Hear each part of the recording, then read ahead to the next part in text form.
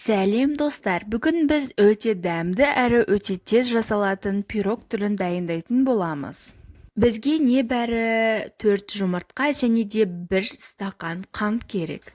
Оны біз жақсылап араластырып, үстіне бізге сұйық май немесе маргарин керек.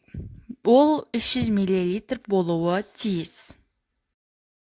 Бұның үстіне біз 1,5 стакан айранымызды қосамыз. Сіздер сүт қоссаңыздар да болады, бірақ айран қоссаңыздар дәмдірек болып шығады.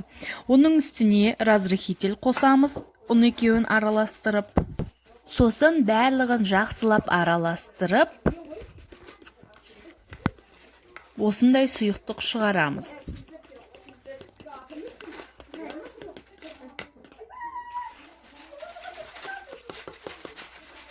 Бізде осындай сұйықтық шығуы қажет, және де біз оны алып, өзіміздің қалыпымызға саламыз.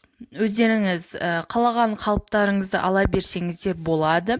Үлкендірек қалып алсаңыздар жақсырақ кетеді.